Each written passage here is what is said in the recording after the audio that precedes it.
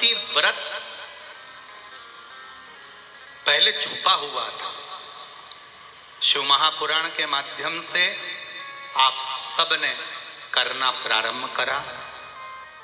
कई लोग आज भी पशुपति व्रत के विधान को हमारी आवाज में लेकर भी चेंज कर कर बोल रहे हैं। कई लोग उस पशुपति व्रत के विधान को बदल दे रहे हैं अपने माध्यम से, अपनी भाव प्रकट कर कर। पर पशुपति व्रत का जो नियम है वो एक ही नियम है जो शिव महापुराण के अंतर्गत है। सुबह पूजा की थाली लगाई है। 5 व्रतों का विधान है, छठा व्रत का विधान नहीं है। कितने व्रत? 5। सुबह पूजन की थाली लगाई है। पूजा की थाली, अभिषेक का सामान सब लेकर आप मंदिर में जाइए। शिव मंदिर में जाकर बाबा का जल अभिषेक पूजन करिए जिस हिसाब से आप करते आए हो। पूजन की थाली में सामान उतना रखना जो शाम को भी आपके साथ चला जाए, अलग से नहीं रखना पड़े। अलग से केवल शाम को दिए रखो, जल रख लो थोड़ा सा, और बाकी का जो मिष्ठान आप तैयार करोगे बस वो, बाकी का चंदन अबीर गुलाल ये सब सुबह की थाली का रखिए, थोड़ा फल जो भी रखो। सुबह पूजन करो बाबा का, निवेदन करो, घर आ जाओ, थाली को ढक कर रख दीजिए। शाम को जब जाओ कोई प्रसाद उतना ही बनाओ जितना भगवान के लिए बना रही हो। ये नहीं कि खीर ज्यादा बना ली तो आधी हम यहाँ ले जाएं और आधी घर के लिए छोड़ दें, नहीं, उतना ही बनाओ जितना भगवान के लिए जाएगा, जिसमें से 3 हिस्से हों।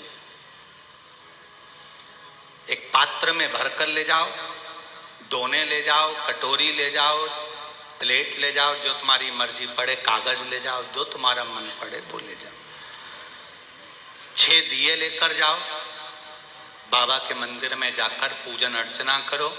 शाम को अभिषेक नहीं करना है, केवल छींटा देना। थोड़ा सा जल जो बचा हुआ है उसमें से थोड़ा थोड़ा छींटा देकर, जल का थोड़ा सा छींटा देकर पूजन आदि कर कर, जैसी पूजन सुबह करी वैसे ही भाव से पूजन करो। 5 दिए थाली में से नीचे रख दो, 6वां दिया भी नीचे उतार दो थाली में से। 5 दिए लगाना जब प्रसाद के 3 हिस्से पूरे कर दो, प्रसाद के 3 हिस्से रख दो नीचे, फिर दिए लगा दो 5। एक दिया उठाकर जिसको जलाया नहीं है वापिस अपनी थाली में रख लो। 5 दिए प्रज्वलित कर कर बाबा को निवेदन कर दो, बाबा आज मेरा पहला पशुपति व्रत है, इसको स्वीकार करना। दिल से बाबा इस कार्य के लिए मैंने करा है, इसको स्वीकार कर लेना। बहुत सुना बाबा पशुपति व्रत में कर रही हूँ, मैं भी पूर्व में ना जाने कितनी योनियां ली होंगी, कौन सा मैंने बेकार कर्म करा होगा जो आज मुझे दुख भोगना पड़ रहा। इस दुख को आप मिटा सकते हो क्योंकि आपका नाम पशुपति नाथ है। आप इसको मिटाइए, विनय करो, बाबा से विनती करो।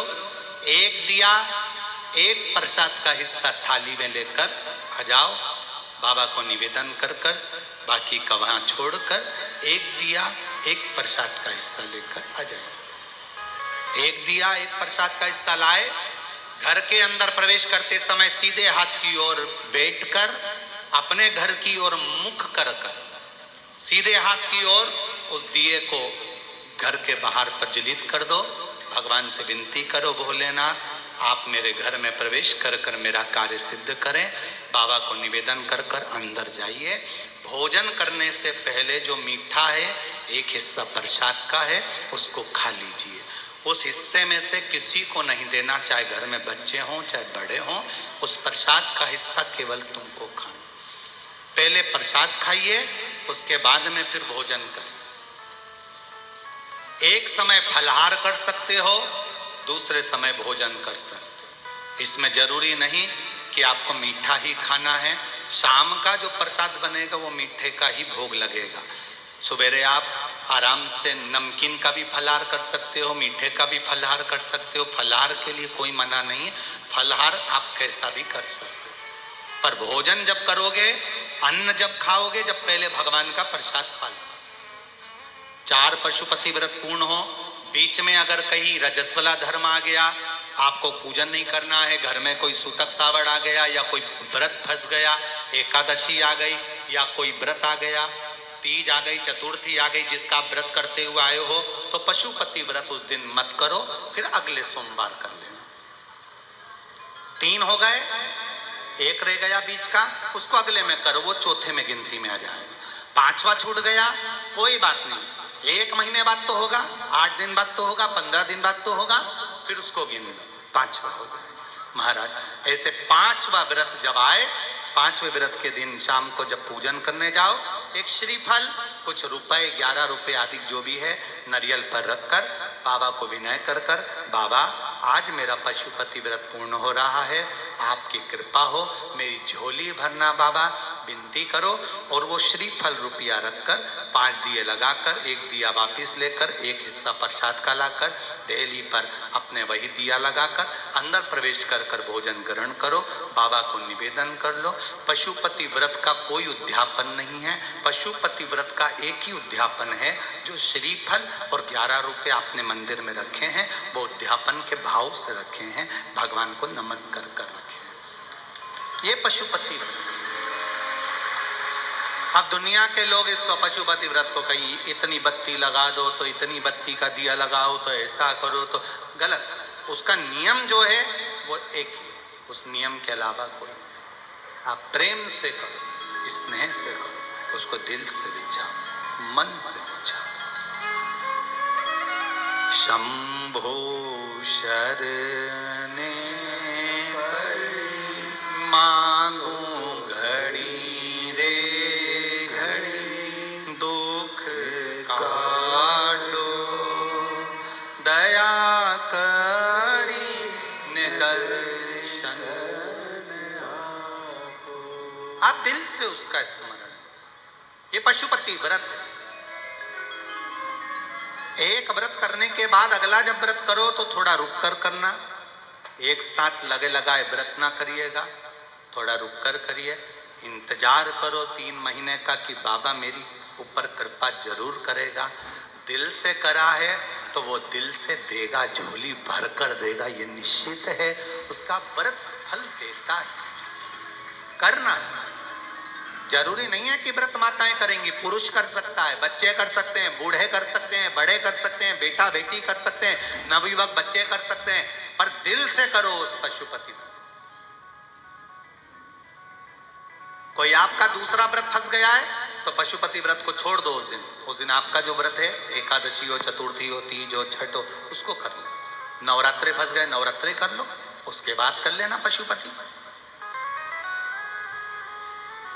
जितने व्रत रह जाए उस व्रत को बाद में। महाराज शिव कृपा, व्रत एक ही मंदिर में करना, जिस मंदिर में पहला व्रत करा है उसी मंदिर में 5 व्रत करना। ये नहीं कि हम मायके में 2 व्रत करके आ गए और तीसरा व्रत हमने ससुराल में कर लिया। 2 व्रत करके मायके से आ गई हो तो 3 व्रत भी मायके जाके ही करना। अगली बार ऐसे जाना कि सोमवार बीच में फंस जाए और तुम 1 व्रत करके आ जाओ। मायके में अगर व्रत कर रही हो तो अपनी पूजन का सामान अपने ही रुपए का होना चाहिए, मायके के पैसे का नहीं चाहिए। कुंवारी होती और तुम मायके के सामान से पूजन करती, अगर कुंवारी होती तो तुम्हारा वो पूजन लगता, पर विवाह होने के बाद, गोत्र बदलने के बाद आप अपना पूजन का धन अपना खर्च करें। हम तो यहां तक कहते हैं, मंदिर में भी अगर लोटा भरा हुआ रखा है, मंदिर में बाल्टी भरी रखी है, आप पहले अपना कुछ रुपया दान पेटी में डालकर फिर आप उस लोटे का प्रयोग करो। पीपल के पेड़ के नीचे पूजन करने गए, आंवले के पेड़ के नीचे पूजन करने गए,